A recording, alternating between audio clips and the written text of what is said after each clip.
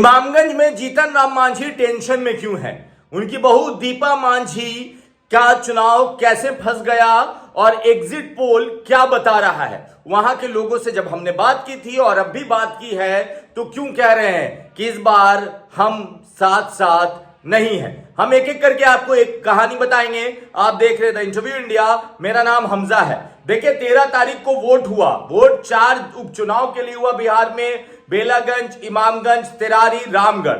मगर गढ़ जो था वो था इमामगंज जीतन राम मांझी का, और ऐसा किला कि वो अभी तक किसी ने उस किला में हल्का सा भी दरार पैदा नहीं किया था।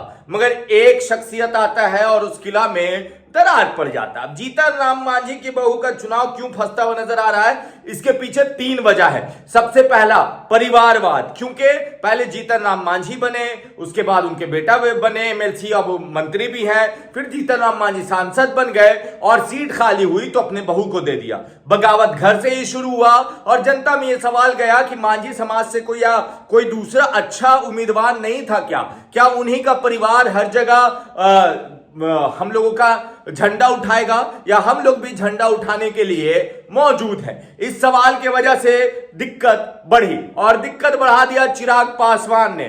चिराग पासवान वो शख्स जिसकी वजह से जीतन राम मांझी टेंशन में आ गए, दीपा मांझी का चुनाव फंस गया। आप पूछेंगे चिराग पासवान कैसे, तो समझिए उस बात को कि पासवान समाज की भी अच्छी खासी आबादी है और चिराग पासवान वहां प्रचार करने नहीं जाते।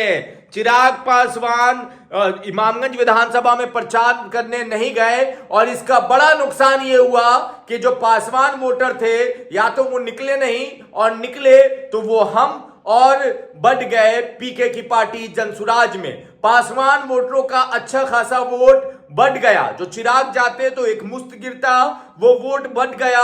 और अपर समाज, राजपूत समाज, भूमियार समाज भी प्रशांत किशोर के पांडे होने के नाम पे वो प्रशांत किशोर के साथ आता दिख रहा है। तो यही वजह है कि वहां पर 2 वजह, एक तो चिराग, पहला अपरिवारवाद, दूसरा चिराग, और तीसरा रोशन मांझी। रोशन मांझी आरजेडी के कैंडिडेट, और 2010 में जब चुनाव लड़े थे तो सिर्फ 1214 वोट या कुछ वोटों से हार हुई थी, और इस बार रोशन मांझी भी मांझी समाज का 20 से 30% वोट लाते नजर आ रहे हैं। और यही वजह है कि जीतन राम मांझी का सर दर्द बढ़ा हुआ है और इमामगंज का चुनाव फंस गया है। और इमामगंज का एग्जिट पोल यह बता रहा है कि जो मार्जिन 15-20 हजार होता था वो मार्जिन 2 से 3 हजार होगा और चुनाव कोई भी जीत सकता है। हो सकता है कि आरजेडी भी यहां से अपना बहुत दिनों के बाद जो गद्दी था वो वापस पा ले, या जीतन राम मांझी बरकरार रखे। मगर चुनाव फंस गया है और फंसा दिया है चिराग पासवान ने। बाकी आप अपनी राय नीचे कमेंट बॉक्स में लिखे।